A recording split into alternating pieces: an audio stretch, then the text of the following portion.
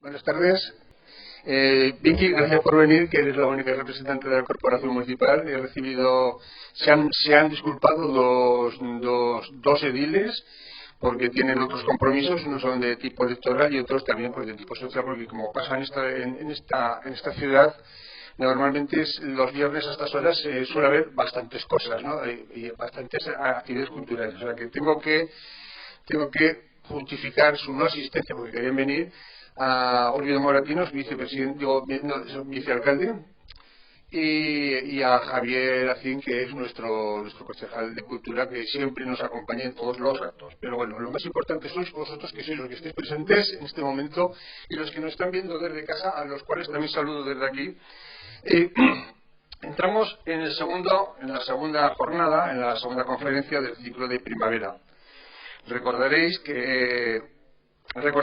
que la primera fue la semana pasada, que nos la dio Julián Ramos, con una conferencia completamente novedosa, el resultado de las 3 campañas arqueológicas que ha llevado a cabo, y se titulaba su conferencia Fortificaciones protohistóricas del entorno de Jaca, aportaciones de las últimas intervenciones arqueológicas en el Valle de la Arcipollera. Hablaba de las 3 campañas que se llevaron a cabo allí.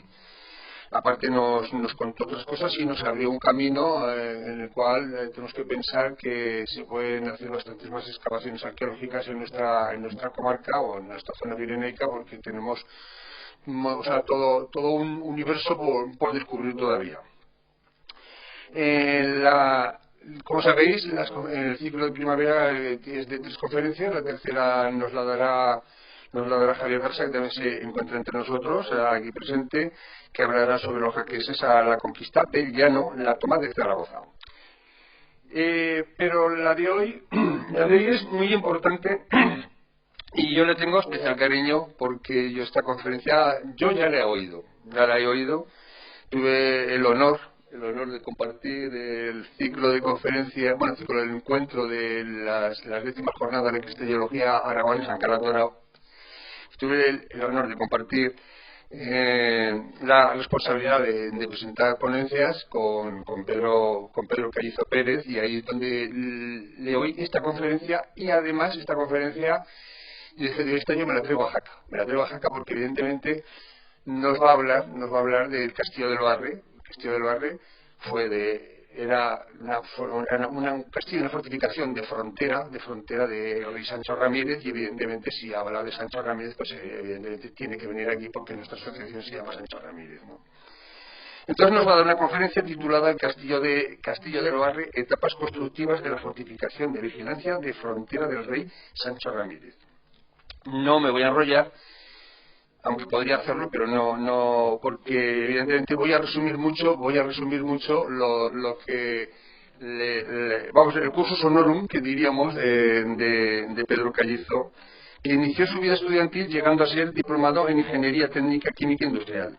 Pero, con alma de historiador, en su fondo, pronto pasó de la química a la alquimia, que de eso ya tenemos que hablar luego en la cena, esta noche hablaremos de la alquimia. Eso no es tema de hoy, pero eso es tema que lo trataremos aparte, cursando con posterioridad los estudios en Historia, y terminó el grado en 2016, y centrándose en la Edad Media y Antigua, realizando 3 másteres. Aparte, o sea, cuando ya consiguió el grado, ha hecho 3 másteres, 3 aquí en España y uno en Toulouse.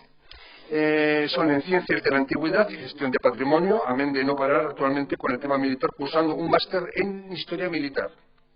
Por otra parte, ha sido guía cultural en el Castillo del Barre durante 10 años, siendo además codirector de las primeras jornadas medievales y de la exposición de la espada y la pluma, también en el Castillo del Barre. Por eso ahora nos va a hablar del Barre, que lo tiene muy mirado, muy visto, después de pegarse 10 años dando vueltas por ahí, enseñándolo y estudiando. Y además, como hay gente que hace muchas preguntas a la hora de lo que hablamos en momentos previos, entonces hay que prepararse muy bien para estar en un puesto de tanta responsabilidad.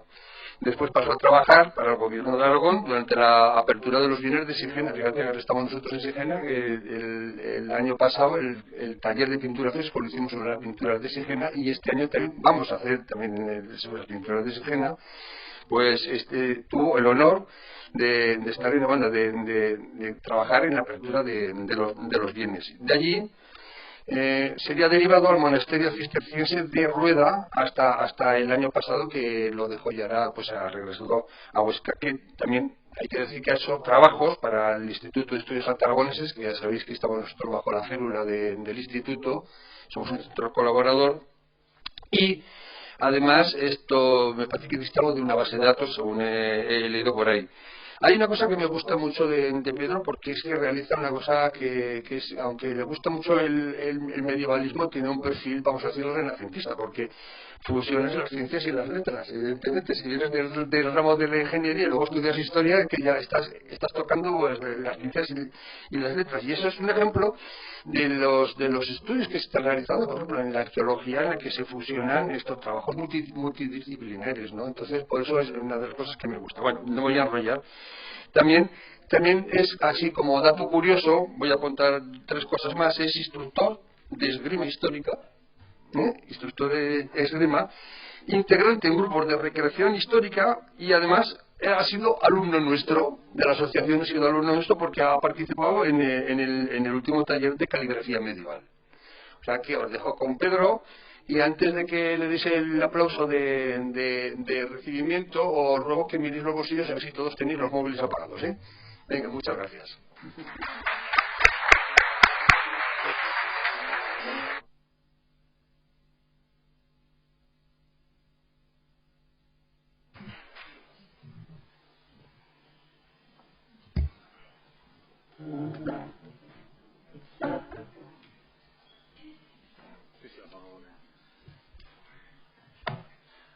¿Se oye bien? ¿Sí?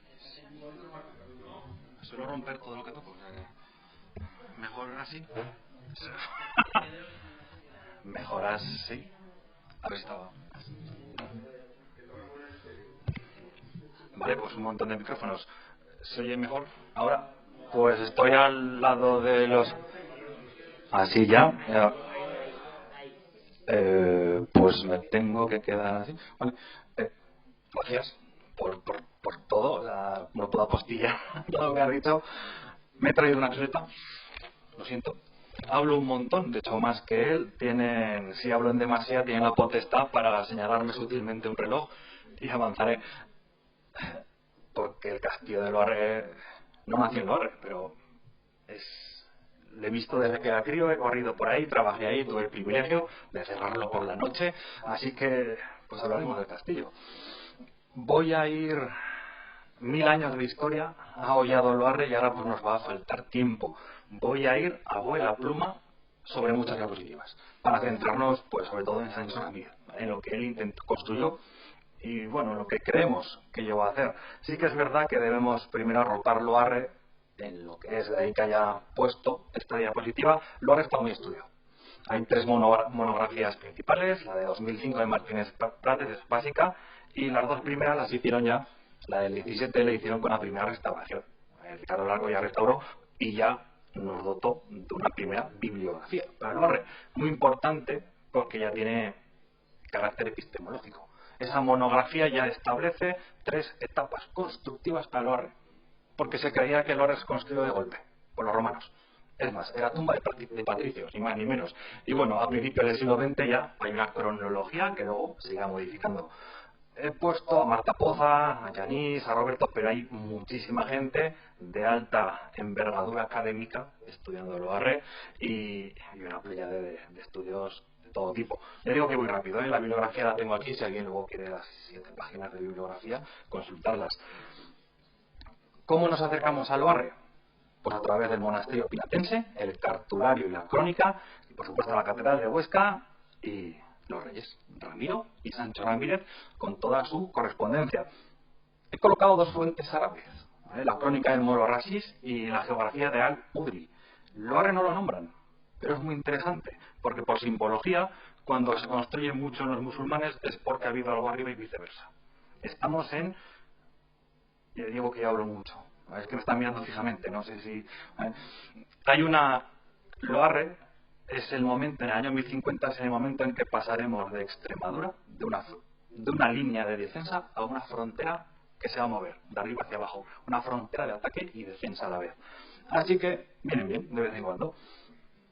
Y es tremendamente de simplificar en una diapositiva Loarre. De ahí que no sea del todo correcta, pero al menos lo hemos intentado. Leyéndola de arriba hacia abajo y verticalmente, en la línea superior he colocado los hechos conocidos, más o menos, más importantes sobre Loarre. La idea del Loarre es, bueno, el origen del Loarre, en un principio se creía que Calagurris Figuraria era Loarre. Ahora ya es en detrimento de Bolea. Ya sabemos que Bolea fue la que citan, que ayudó a Julio César en las guerras, Calagurris Figuraria. Y no es decirle en ventana, arriba. Loarre se creía que tenía origen visigodo. Con su permiso, a lo mejor bailo en las diapositivas delante y detrás para poder ilustrar lo que digo. Esa ventana que se ve encima, me he olvidado el láser. No tenemos un láser por ahí. Esa ventanita encima de la puerta, ¿vale?, está justo en ese edificio que tapa la portada principal de Loarre, que era una hospedería del siglo XVIII. Pues esa ventana, cuando la excavó Ricardo del Arco, le dio origen visigodo, porque tiene unas formas que recuerdan siglo VII, siglo VIII. Esta ventana, teníamos esta ventana, teníamos un dibujo de Durán Gudiol, que por cierto no se parecía, de Ricardo del Arco, que no se parecía nada a la ventana, se guardó en el Museo Provincial y en el 36 desapareció. No sabemos nada más de esta ventana. Bueno, origen visigodo, la verdad es que cogido con los pelos. En el año 1033, y aquí ya sí que empezamos con lo interesante, se cita el primer tenente de Loarre, Lope Sánchez, y se cita Luar. La palabra Luar aparece 3 veces en el cartulario de San Juan de la Peña. Así que ya tenemos, bueno, una señal inequívoca de que Madre mía, gracias.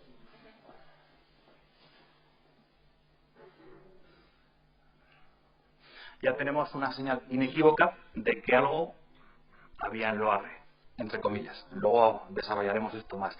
Los dos recuadros en gris, con esa cronología, con esa horquilla cronológica de 1035, 1042 y la siguiente, representan 2 periodos en los que carecemos totalmente de documentación de Loarre. No tenemos nada en ningún sitio. De ahí que se crea que Bolea conquistó Loarre. Son 2 periodos de dominación musulmana por parte de Bolea hacia el castillo de Loarre, para luego en 1042 volver a retomar la lista de tenentes, que son ininterrumpidos hasta el 1064 con Lope Garcés. El 1058 con Puy Bolea, no sé si conocen Puy Bolea, al lado de Bolea, es tremendamente importante en la historia de Aragón, porque es la primera conquista del reino de Aragón. Se intentó conquistar Bolea, la todopoderosa Buluya, y Ramiro I, ya digo que va en línea con cada rey, Ramiro I hizo un acercamiento a Bolea, intentando hacer una tierra quemada, conquistando toda la hinterland que tenía Bolea y quitándole el poder. Y el primer acercamiento fue Puy Bolea, que de hecho lo conquistó. Bueno, en realidad lo compró. Sí, hubo un pacto y Puy Bolea pasó a manos cristianas. Duró 9 meses y volvió a manos musulmanas por el contraataque que vino desde Zaragoza. Volvemos a perder los tenentes hasta el año 1070. La frase entre comillas de gana a los moros es una frase de Ramón de Huesca, del padre Huesca, que lo cita textualmente así, posiblemente en su teatro histórico de las iglesias. De hecho, posiblemente tuvo acceso a documentos que no conservamos hoy en día, de ahí que lo dijera de esta forma. Las famosas bulas que otorgó el Papa Alejandro II a San Juan de la Peña, a San Victorino y a Loarre como capillas reales, y en 1074 Sancho Ramírez ya establece el monasterio, los canónigos regulares de San Agustín. Tenentes ya ininterrumpidos hasta el final de Loarre, bueno, el final monástico de Loarre, que es en 1096. Se reconquista Huesca y en 1097 los monjes de Loarre marcharán a Monteragón, se les deriva ahí.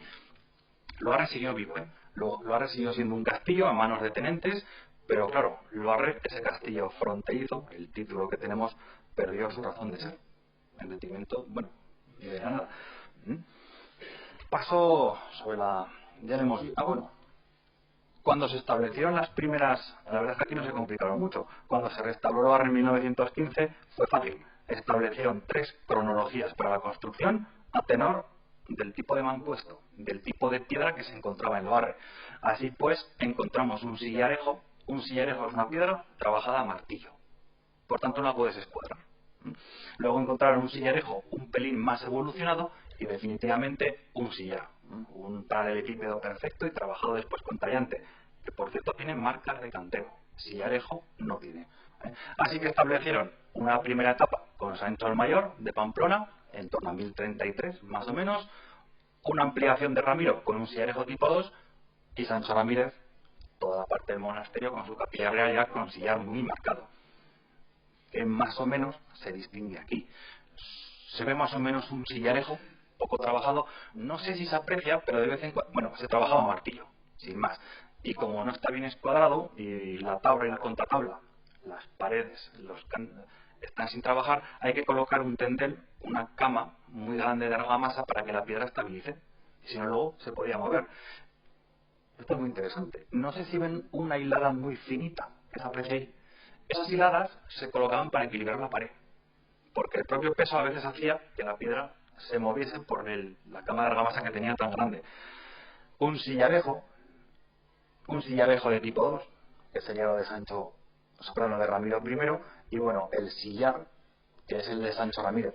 El sillar se puede incluso serruchar. Tú cortas esa piedra arenisca, la serruchas, luego la trabajas a cincel y el acabado final se hacía con un tallante, con un hacha muy finita, con un hacha que le daba el golpe y te quedaban unas líneas muy finas que no sé si las aprecian ahí. Incluso si había desequilibrio en la propia pared, la replicabas de arriba y de abajo para que te quedase vertical aplomada. Esta imagen que he colocado aquí no es del barrio. Estos son sillares almohadillados, que se llaman. Son típicos del mundo musulmán. Son sillares que se dejaban con una cara con protuberancias. No se usaba el tallante para dejarlo plano. El mundo musulmán coloca los sillares a tizón, a soga y tizón, intercalando los verticales. El mundo musulmán siempre a tizón. De ahí que parezcan cuadrados. En Loarre hay 40 sillares almohadillados. Así que debía haber una cuadrilla musulmana trabajando en el propio Loarre. Y encontramos unos cuantos justo en lo que se llama la Torre Vigía, la parte de entrada. Luego aparte, muy interesante también, si trabajamos con sillarejo, lo típico de la construcción lombarda es el doble arco, el arco de refuerzo en los vanos, y en las puertas colocamos un dintel monolítico que atraviesa. Eso refuerza la parte superior. Esto es sillar.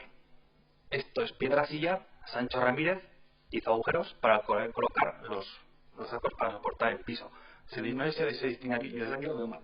Supongo que se ve mejor. Desde ahí se distingue el sillarejo tipo 1 y tipo 2 y el sillar. Esta es la parte este del monasterio, lo que eran las dependencias de los monjes. Y posiblemente una habitación para Sancho Ramírez o el abad.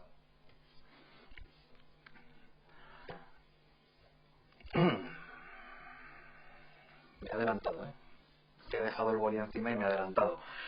Sin embargo, y a tenor de los últimos estudios de hace unos 15 años, se ha puesto en duda esta cronología.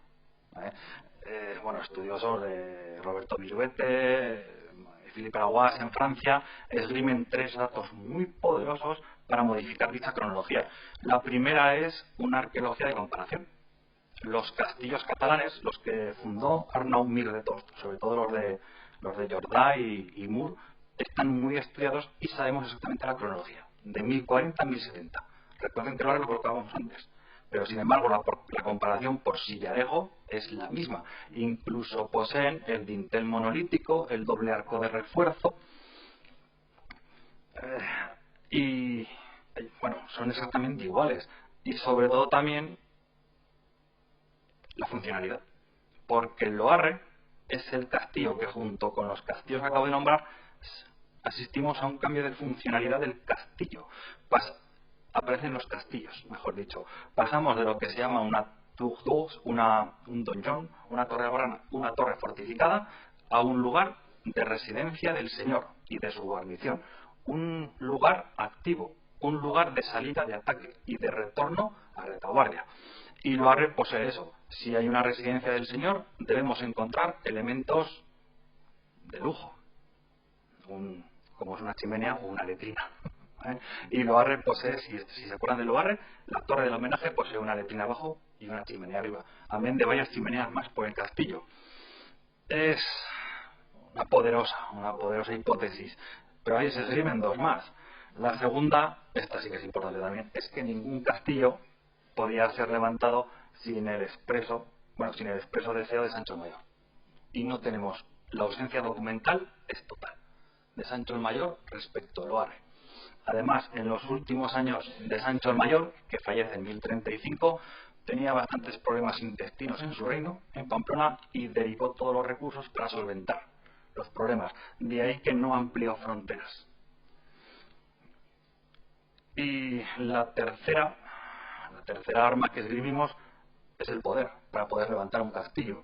En las películas lo hacen muy fácil. Levantar un castillo es tremendamente difícil, y más uno como Loarre, suponiendo una logística perfecta, una logística magnífica, una extracción de piedra, un trabajo de piedra en la cantera y mulas y estilazos moviendo piedras. Hace falta pues canteros, herreros, peones y una guardia permanente defendiendo el lugar de trabajo. Por eso, para construir un castillo, la mitad del ejército solía estar incluso en formación en periodos de crisis delante, hasta que llegábamos a la altura para poder defendernos. Sancho el Mayor no dispuso de estos recursos, pero sí que los dispuso Ramiro, porque Ramiro empieza a cobrar parias en 1049. Hay una entrada de dinero constante en el reino de Aragón. Esto enlace no con lo de Bolea, que con lo de Puibolea. Tenemos ya un poder para poder empezar a bajar hacia el llano, y hemos asistido al cambio de mentalidad de castillos de una Extremadura a esa defensa, a ese limes, a esa línea que sube y baja, atacando. Y Ramiro, como digo, dispuso de este poder monetario. En la propia documentación de Ramiro encontramos muchas torres que mandó a levantar, precisamente para fortificar ese limes, y muchas torres con el poder para la tenencia y el grupo de soldados para empezar a bajar hacia el llano. Por eso, que me he adelantado, ahora se aboga por esta nueva cronología. Ramiro I construyó Loarre de 1049, cuando cobra parias, hasta 1057, porque en 1058 ataca Puibolea y debía tener una retaguardia muy bien protegida en caso de que no pudiera. Bolea se calcula que debía tener unas 2000 personas.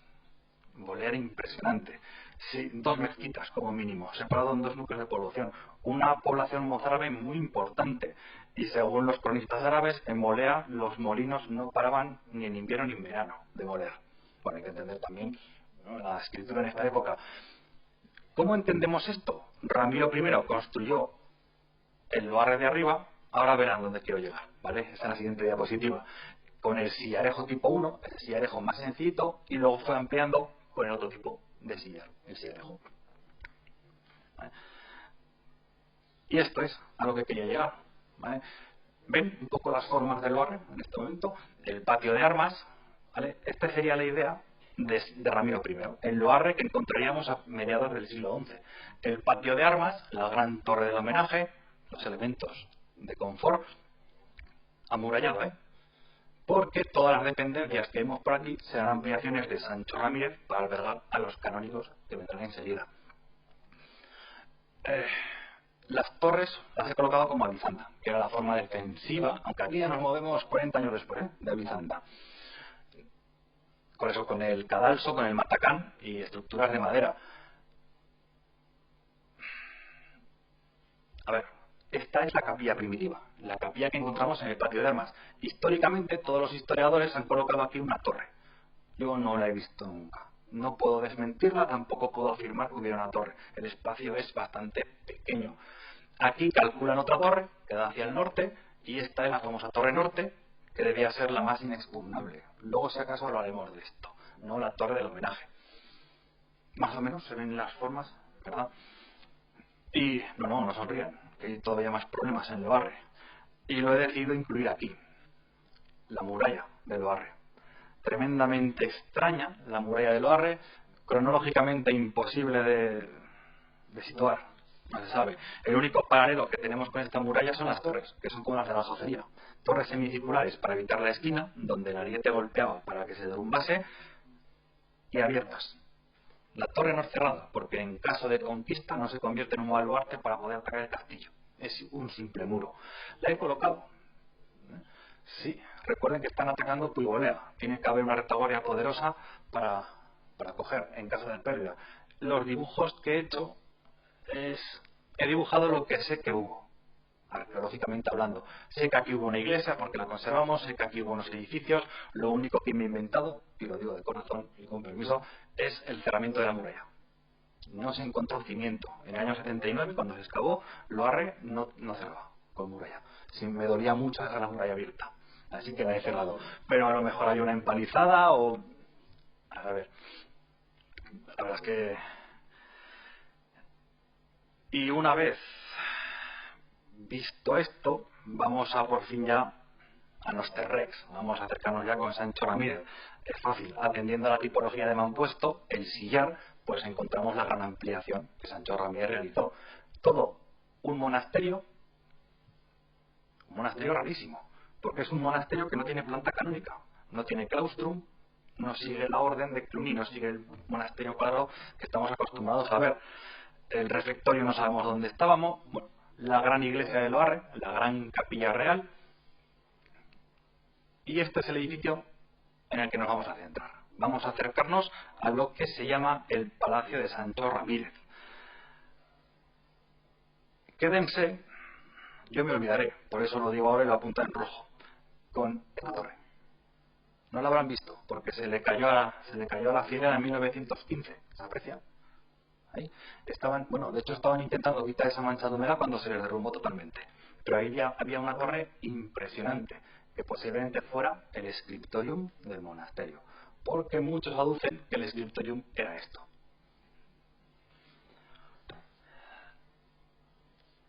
Este sería el aspecto de Loarre a la muerte de Sancho Ramírez en Huesca.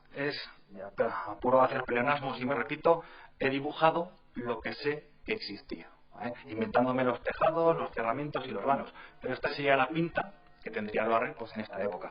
Recuerden que en 1096 se conquistará Huesca y en 1097 Loarre perderá su función monacal. Por supuesto, Loarre tenía una pléyade de torres ópticas y torreones que le servían para poder mover las noticias hacia el oeste, hacia Pamplona, pero también hacia el norte. Porque el problema del Loarre es que tienes que subir la montaña y rápidamente bajar para poder llegar a Jaca, que era el recurso más cercano. Y como decía hace un momento, vamos a intentar adentrarnos en este espacio. Doy por hecho que están visualizando, se han ido por Loarre y recorriendo todas las veces este espacio tan complejo que tenemos aquí arriba con el famoso mirador de la Reina. Digo muy complejo porque es tremendamente difícil de entender y de comprender, ya que no tenemos nada, no tenemos ningún dato sobre el mismo. La única forma de acercarnos va a ser a través de tres fuentes: los dibujos del Codex Valentinus, las fotos que se realizaron en el siglo XX, sobre todo las primeras, las de la Figuera de 1915, y las diversas actuaciones sobre el mismo, como digo, en este siglo XX. El Codex Valentinus es un compendio de dibujos. Lo encargó el conde de Guimera a Vicencio Juan de Lastanosa, en Huesca. De hecho, le encargaron que todo lo que creyeran que fuera romano, que lo dibujara. Todo lo que creían que tenía origen romano. Y Loarre tiene 6 dibujos. Los dibujos los debió realizar Bartolomé de Santolaria, 1637, más o menos. Tenemos 6 dibujos. Los dibujos son los de color sepia. El retoque a plumillas posterior. Esta es interesantísima. Aunque no está a escala, nos permite inferir interesantes datos. La ventana geminada que poseía Loarre. En 1915 la figura ya no se la encontró. De hecho, simplemente se desmontó el agemiz con el arco que lo sujetaba. Tuvo a bien Bartolomé dibujar los 3 mechinales que conserva la iglesia primitiva. El mechinal es donde se insertaba el madero para el andamiaje a medida que levantabas el muro. No podías quitarlo. Luego serruchabas, te quedaba el taco, que eso ya pudrir con el paso del tiempo, e incluso se conservan mechinales que atraviesan todo el muro. Lo digo porque dibujó los 3 mechinales de la iglesia primitiva. Esto no son mechinales. Esto debe ser algún friso, alguna decoración, con un poco de imaginación, quizás ajedrezado, jaques, No lo sé. Ahí lo tenemos. Pero claro, no son mechinales. Fíjense la potencia de muro sobre la propia ventana geminada, que ya no la encontramos en 1915. Si recuerdan la iglesia primitiva, esa pequeñita iglesia en el castillo arriba, este es el tejado, ¿eh? Estaba entera, la iglesia no se restauró, pero la iglesia fue recrecida, de ahí este pico que observamos. Por eso este edificio todavía era más grande, de 2 plantas, posiblemente.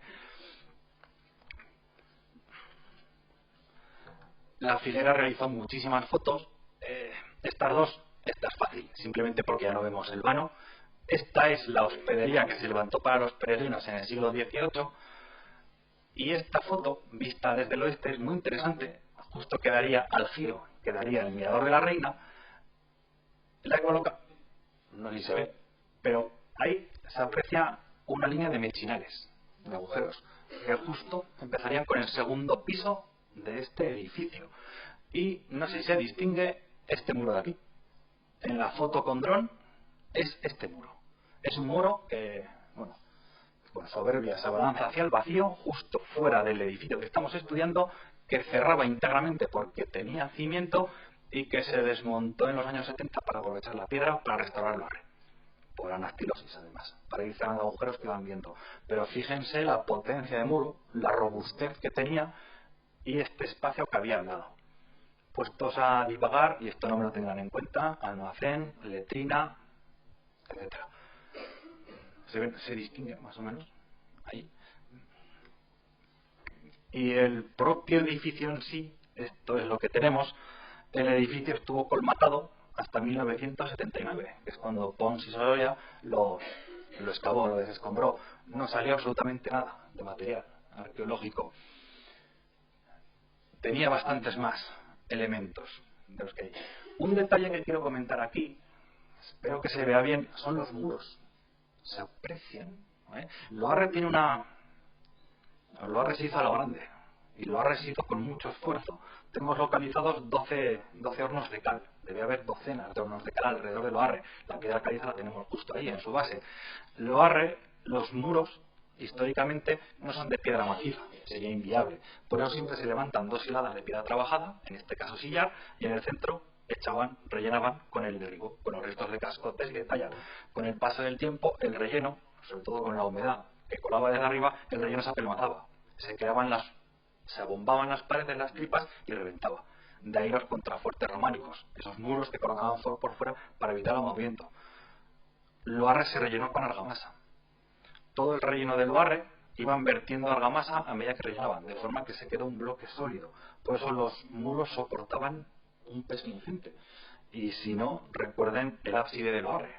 4 pisos de altura, sin contrafuertes. Unos contrafuertes finísimos, poderosos, pero finísimos en comparación con la altura que había. Quiero ir enfocando hacia cómo sería este edificio. 2 plantas de altura, poderoso, decorado. Hacia el norte, el edificio pues todavía es más complejo.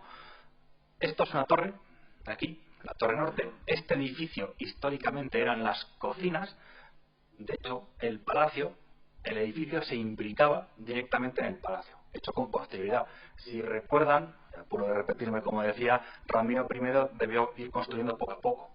Primero la defensa, luego la cocina, luego con el otro tipo de sillarejo iremos ampliando. El subterráneo es de Ramiro primero y lo que veremos arriba es de Sancho Ramírez. Cuando hablo de este edificio siempre me olvido de algo, ahora por suerte no me he olvidado, que son los agujeros. Se aprecian, ¿verdad? Que hay 2. No se restauraron porque no había sillar, o sea, no había directamente. Posiblemente se quitó muro para imbricar 2 arcos. Sancho Ramírez debió colocar 2 arcos y ya lo hizo en la otra parte del monasterio, en la sala de los monjes. Ahí Sancho Ramírez levantó arcos. La muralla de Ramiro las hizo habitaciones en este momento. Pues quizás vayan por ahí, y de hecho de anchura es lo mismo. Y no me olvido, ¿no? Las columnas. Si recuerdan, hay 4 columnas tremendamente interesantes que me han generado cefaleas una detrás de otra. Sí, bueno, la bola jaquesa, preciosa, desde luego. Las columnas son simétricas. Fíjense, aquí no hay columna. Pero es que incluso no se aprecia retallo, no se aprecia el agujero para poder encastrar la columna. Las columnas no se hacían en la pared. Normalmente luego extraías un par de sillares, colocabas a tiza en uno para que la columna se sujetase en ese sillar y no se volcase. Ahí no se llegó a construir una columna y rompe la simetría. Y luego hay un detalle que no sé si se están dando cuenta, pero es tremendamente interesante, es el piso que sujetan las columnas, que rompe la ventana. Por eso, a saber qué había ahí. Dicho, a saber qué había y cómo lo que había ahí. ¿Vale? Porque claro, lo que está, está. De hecho, la Figuera y incluso Ricardo del Arco con posterioridad llegaron a esgrimir la hipótesis de que este edificio nunca se construyó.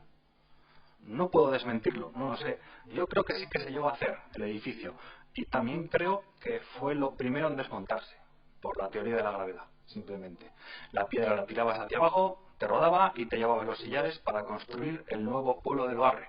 En 1500 y pico, Loarre abandona Loarre y se refunda donde lo encontramos hoy en día. Si han estado en Loarre y recuerdan la iglesia de Loarre es inmensa. Una iglesia para una población gigantesca que requirió de mucha piedra sillar. Es que me está girando por aquí mucha gente la cara. Muchos sillares de la iglesia tienen marcas de cantero del castillo, como es normal. Y como es normal en todos sitios. De hecho, Julián lo tenemos por ahí, arqueólogo, en todas las fajas de agricultura de Loarre a Loarre Castillo, vemos piedras del castillo reaprovechadas en los siguientes siglos para poder terraplenar. Tirar la piedra hacia abajo y llevártela. Y lo dicho hace unos minutos, a base de muros y estilazos era más fácil cada día bajar 25 sillares que no tener que fabricarlos. Y bueno, a modo de sinopsis, tenemos unos muros muy gruesos que sujetan una anchura de arcos. El pabellón norte es similar, luego veremos una foto. Este edificio tiene la misma anchura que otro que hay en Loarre. O sea, es plausible, se puede hacer. La ventana geminada, por supuesto, encastraba detrás, sillarejo y sillar. Es problemática, porque en este edificio que estamos estudiando no hay sillares. Hay muy poquitos sillares perfectos. Tampoco es de extrañar, el sillar en su totalidad o casi totalidad se estaba derivando a la gran capilla real. Sobre todo los mejores, los que salen del centro de la Beta, que es el que más ha comprimido y tiene mejor calidad. No tenemos ningún dato documental. Y siempre enlace en Loarre con volea y pulvolea, que es el punto de Castilla, el punto de salida. Jaca lo he puesto, ¿eh? No nos olvidemos de Jaca, por supuesto. Así pues, este es más o menos el aspecto que tendría este edificio. He colocado un tejado a dos aguas. Las terrazas, a veces se terraceaba mucho, pero cuando llueve es un problema. Y no sé si han estado en el Prepirineo, están en Jaca viendo, pero cuando azota Kerpius, cuando baja el cierzo del norte es horroroso. Y todo bien cerrado. Estas son reconstrucciones de la Figuera, ¿eh? Dos dibujos muy idealizados, 1915. El edificio no es somero, es un buen edificio para 1070. Recuerden que todavía, bueno, la Jafeía, la Alhambra, estamos en el Prepirineo. No me olvido, de la pared norte con este otro edificio de funcionalidad desconocida. Esto es una torre. Entre la iglesia primitiva y el edificio había una torre, que le he comentado antes. No sé si había una torre. Bueno, la he colocado, la verdad que queda muy bonito, hay que decirlo. Por dentro, el edificio, pues sería así. Si me permiten, ¿puedo volver atrás unas diapositivas? ¿Sí? Hay un muro. Este espacio estaba cerrado por un muro, directamente. Tiene su lógica. Las ventanas no se podían cerrar, de ahí que el frío y la propia climatología fuera muy dura. El muro que acabamos de comentar, la ventana, las columnas, los arcos que hemos injertado en los dos huecos. Este es el acceso que tenemos hoy en día, el que descubrió Pons de Sorolla y restauró el arco. La cocina. El agujero hacia la cocina implicaba y un pequeño arco para entrar a lo que se llama la torre norte. Los dos plantas de altura. Bueno, hemos visto que había potencia de muro para poder sostenerla sin duda. Estos son los pabellones norte. del castillo, lo que se llaman, bueno, se supone que estaban los monjes, que es la foto que hemos visto antes, con sillarejo y con silla arriba, y los muros, o sea, perdón, y los arcos que levantó Sancho Ramírez, con marcas de cantero, ¿eh? Están muy bien estudiados. ¿Un palacio? Puede ser. ¿Un lugar señorial? Pues puede ser. Sancho Ramírez es un rey a caballo, vivía a caballo en esta época, pero supongo que de vez en cuando recalarían sus dominios, así que menos que tener algún espacio digno de su persona. Esto lo digo por la imagen que viene a continuación, porque si que les pido permiso, dejen volar un poquito la imaginación, porque, bueno, quizás a lo mejor esta sería una imagen idealizada de este espacio. Es Felicia de Rouxy, después de decirle a Sancho Ramírez que marchaba hacia Llano. Acuérdense de las columnas, de la que no estaba, de la altura del piso, de que teníamos dos alturas del muro para poder cerrar, sobre todo en invierno. Bueno, puede ser que vean por ahí los tiros. Este es el problema. A no ser que nos salga algún documento inédito en alguna pared, nunca llegaremos a saber realmente lo que hubo en Loarre. Me lo preguntaban antes, cuando me han hecho la entrevista. ¿Loarre qué importancia tuvo? Es que no lo sabemos, porque tenemos mucha carencia de datos de Loarre. Y el problema del Loarre es que es Loarre. Es que está ahí, es que se conserva. Si no conservásemos Loarre, diría, bueno, pues un castillo, pero es que lo tenemos casi en su totalidad, sobre todo la Capilla Real. Pero no tenemos datos. ¿Qué significó Loarre? Pues significó que debió ser la punta de lanza del rey. La imagen de Sancho Ramírez hacia el llano, bajando. Esta es mi iglesia, este es mi poder, cuando ya planificaba su bajada. Puibolea no salió bien. De hecho, luego incluso se cita, cuando hay la contraofensiva de Zaragoza en 1058, final 1059, que Fortún Majones, señor de Loarre, muere en Loarre, cuando los aragustíes toman la revancha para reconquistar Puibolea y los persiguen hasta Loarre. De ahí que haya colocado la muralla, o ya hemos visto ese Loarre tan reconstruido al principio. No me es difícil, también tengo imaginación, no me es difícil imaginar a Sancho Ramírez en jarras, unos brazos en jarras, mirando en lontananza, hacia abajo. Desde luego a Sancho Ramírez, antes de abandonar Loarre, y esto es de seguro, pararía aquí, sin duda, a echar un ojo a su Capilla Real. No soy quién para hablar de la Capilla Real, ni mucho menos, pero ha sido imposible reconstruir un discurso iconográfico total en la gran capilla. Pero sí que es verdad que se descubren muchas secuencias, sobre todo en el Antiguo Testamento. Es muy veterotestamentaria, es del Antiguo Testamento, con el discurso de la salvación, de perder la gracia de Dios con el pecado original, también con el capitel de Adán y Eva. Los capiteles más importantes siempre deben colocarlos en los arcos torales, los arcos que sujetan la iglesia, los más grandes, los más vistosos. Es una visión veterotestamentaria, una visión de que la humanidad, el cristiano, no debe perder la fe antes de la llegada de la segunda gracia, del Redentor, porque se perdió la gracia con el pecado original, también con la gran visión teofánica de la entrada a Loarre. Esta entrada no es la entrada al castillo, esta entrada es la entrada a la Capilla Real. Lo que pasa es que Sancho Ramírez no pudo colocarla en la Capilla Real por la propia forma, por la propia orografía de Loarre. Por eso Loarre es tan complejo. Tiene una iglesia muy rara, sin transepto, con la portada aquí y con un discurso que todavía no se ha descifrado completamente.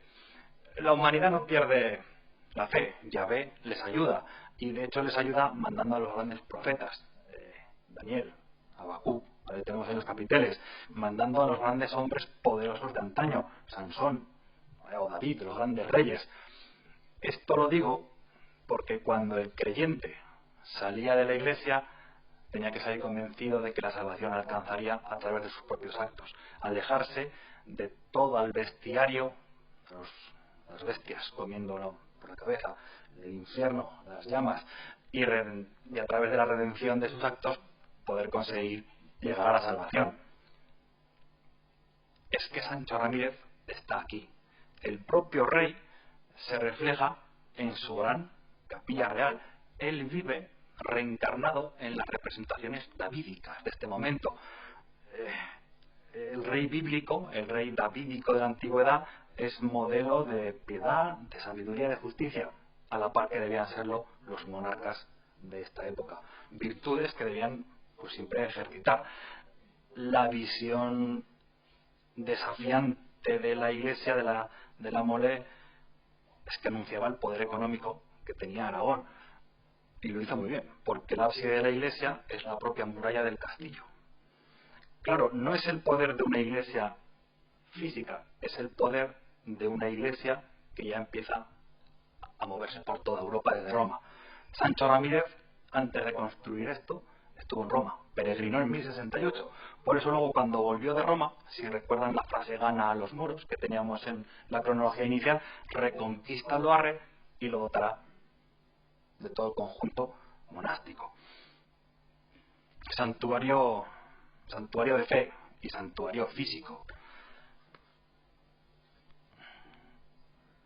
Y Sancho Ramírez se hizo rex per gratia Dei, ¿vale?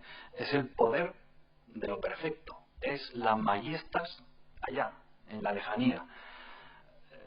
Quizás se puedan contar con una mano el número de cúpulas que festonean nuestro imaginario en este momento, desde la protocúpula de Roma, el Panteón Romano, pasamos por la todopoderosa Hagia Sofía, el mundo bizantino, de donde beberemos para construir esto.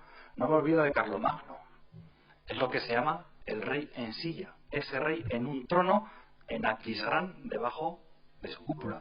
Y luego tenemos Loarre. No me olvido de Jaca, por supuesto. Pero aquí Sancho Ramírez, un poquito después de Jaca, hizo algo que no se esperaba nadie. Porque aquí pasó de lo mundano a lo terrenal directamente, con la genialidad de la doble trompa. De forma que Sancho Ramírez evitó el octógono necesario para poder llegar al círculo, a lo perfecto. Loarre, voy a ir acabando ya. Loarre fue grande, quizás mucho más de lo que creíamos. Era el muro del Rex, enhiesto ante el enemigo. Es la conjunción del ideario románico, del románico pleno, el monasterio era del románico pleno, pero también con el ideario de la iconografía del propio rey, de Sancho Ramírez, la majestuosidad del ábside, el balcón de apariciones, la ventana geminada del palacio. Es ese espacio, esto lo he dicho, es que me he puesto a hablar la ventana geminada del palacio, desde hace 15 años, donde he dibujado a Felicia, bueno, hay un concepto en historia antigua que se llama balcón de apariciones. Un palco, una tribuna, un espacio desde donde pues el rey, el cacique, hablaba, exhortaba, enseñaba a su prole o simplemente contemplaba y admiraba.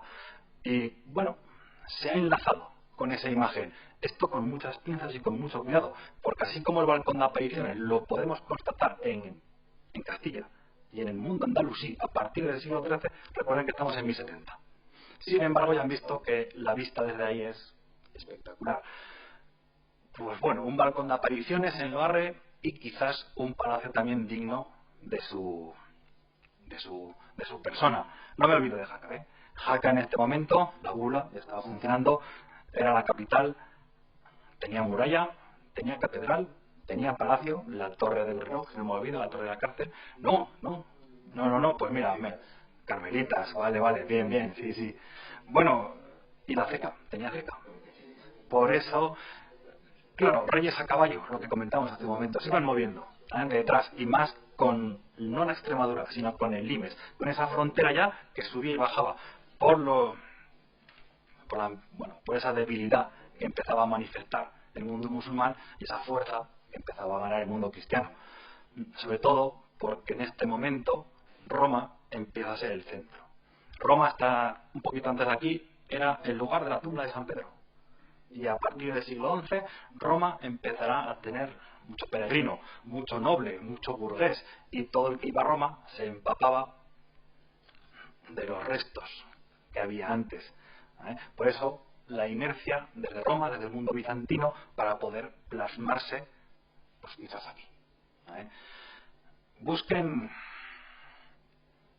la catarsis y la epifanía cuando paseen entre los muros del castillo, como si de esa época se tratase. Yo les recomiendo Si vuelven a robar al barrio, a dejarse empapar hasta la médula por el hechizo de las eras pasadas, ¿vale? Como yo lo hago siempre que voy a este castillo. Me estoy quedando afónico, por eso voy acabando ya.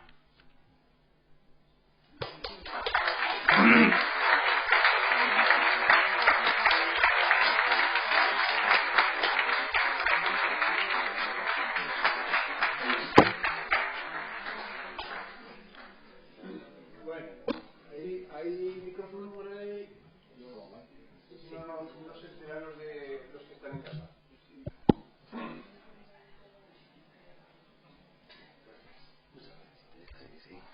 Bueno, pues pues nada, gracias primero para ti y nos acabas de hacer una presentación impresionante de uno de los puntales que tenía el rey Sancho Ramírez, y además tiene también una cosa añadida ya del siglo XVI, que tenemos el Loarre de casualidad.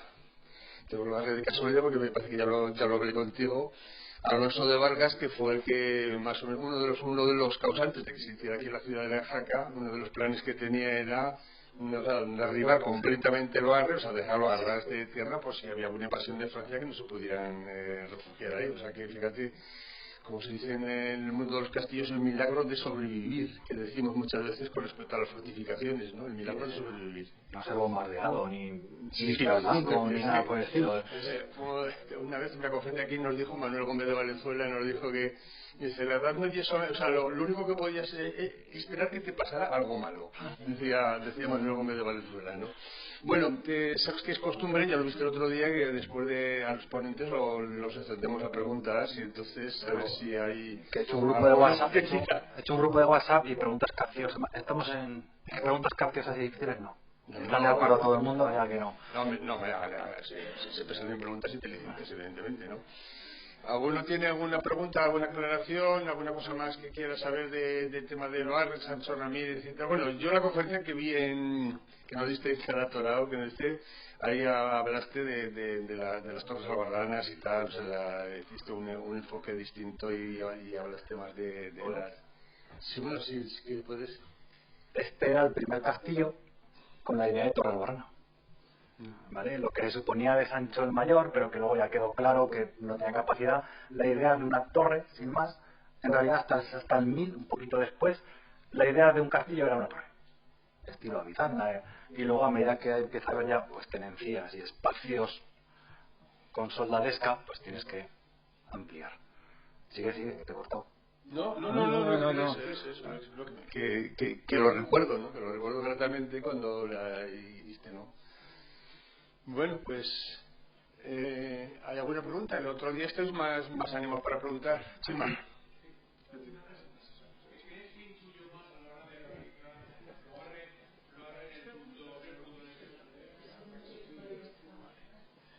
Sí, mi pregunta era, ¿qué crees tú que motivó más la ubicación de Loarre ahí? ¿El tema de la piedra o su situación, te respondo cerca de Bolea? Te respondo con total honestidad. La estaba pensando mientras subía en el coche. Y la piedra, el problema de la piedra es que es arenisca. Y en el Prepirineo la arenisca está abajo, pero justo acaba el Prepirineo y luego ya comienza la caliza. Y ahora tenía acceso a las dos, la caliza y arenisca. Pero que la caliza se trabaja peor. Cal había un montón. La piedra no era problema. Y mucho menos para hacer sillarejo, porque el sillarejo ya lo han visto, lo martillas, y es que con la mano te lo llevas. Un sillar no, hablamos de 30, 40, 50 kilos, un sillar. El ataque a Huesca, porque desde Bolea a Huesca la orografía es bastante simpática. No es si se han pasado con el coche, subes y bajas, pero llegas a Huesca, es bastante asequible. Si vienen de Barbastro Monzón, encontramos, por eso Puibolea y quizás el acercamiento para bajar al llano a Huesca a través de esto. Claro, Loarre está ahí, es lo que decíamos de momento, Loarre está ahí, se construyó, es un hecho. Pues debía haber factores contundentes, no solo la piedra. El acceso orográfico, y ahora que me está saliendo a la memoria, también las construcciones que venían del oeste, desde el Gallo, que venían esas construcciones de torres que venían desde Sancho el Mayor, desde Pamplona. Que hay muchísimas torres, muchos torreones. Santiago de Agüero, por ejemplo, con la iglesia. ¿vale? Por ahí deben ir los tiros. Como no pudieron, dieron la vuelta a Gratal y bajaron hacia Barbastro Monzón, construyendo ya por los castillos que vemos ahí. No sé si es que me pongo a hablar y... Sí, no, más o menos. Pues sí. Bueno, aunque me preguntaba por otra cosa, pero al hilo de lo que estáis hablando ahora, desde lo más alto del castillo de Monzón se ve Gratal. Yo no llevaba prismáticos ese día, que vi perfectamente Gratal, pero probablemente se vería la parte alta de Loarre, desde lo alto del actual, de lo que se puede ver ahora del castillo de Monzón. Bien, yo la pregunta que te quería decir es, siendo un sitio tan expuesto militarmente, ¿por qué se construye un monasterio con curas y con... Es decir, ¿qué idea podía tener Sancho Ramírez para... La pregunta es buenísima. Para decir, lo bueno, siento, sí, pero no se van a dejar, se quedan aquí. el puesto más expuesto de su reino probablemente, y sin embargo... Por eso que he puesto ahí. Porque esto es incorrecto. O sea, es incorrecto, ¿vale? Porque me caí. Pero en el siglo XI asistimos a la generación de una idea muy importante, que es el Miles Christi, el soldado de Dios. La nobleza pasará a ser gente de armas que va a defender la cruz de Cristo, no su feudo. Esto es incorrecto, porque es tremendamente complejo el tema, y va a jugar un papel importantísimo Roma, porque el Papa empezará a juntar el poder, y claro, todos aquellos reinos pequeñitos, este era un reino muy pequeñito en este momento, pero que se vuelven grandes porque hay una fuerza mayor que se lo permite, hace que asistamos a la unión de lo eclesiástico con lo militar. Y por eso Aragón, de hecho, creo que no lo hizo nadie más, empezará a construir castillos y monasterios. Loarre y San Juan, y Monte Aragón, en Huesca, para juntar el poder de lo militar, pero también con el poder de la Iglesia. No poder físico, poder imaginario.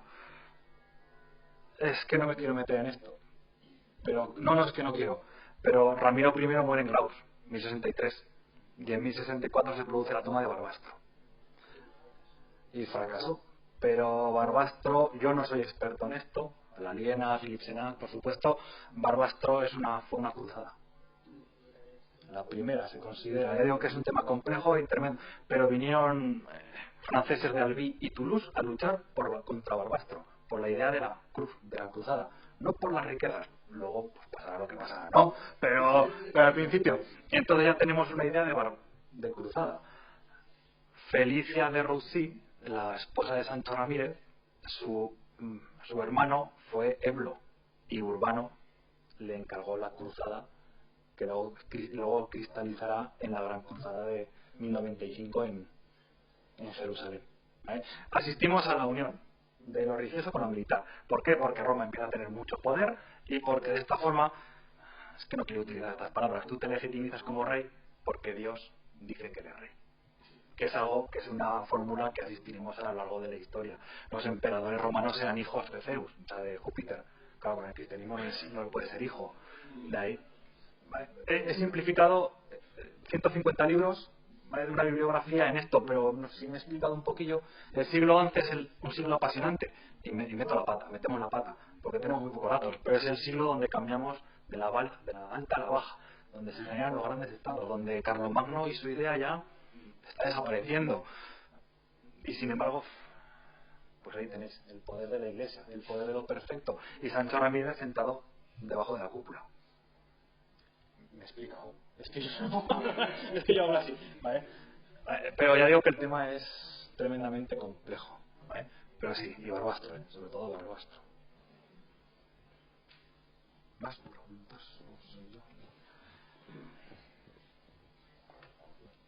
Bueno, pues si no hay ninguna pregunta más, aquí terminamos. Os emplazo a todos a que el viernes que viene para la tercera entrega con Javier, que nos hablará de los jaqueses, que luego hemos bajado un poco más abajo. Los jaqueses que bajaron a la tumba de Zaragoza, y nos aclararán muchas cosas, que hay muchos mitos que hay que retocar allí. A lo mejor había alguno también por ahí, durmiendo. Pues, En el barrio, pues no lo sé. Eso tenéis decir vosotros que sois los especialistas. Muchísimas gracias y hasta la semana que viene.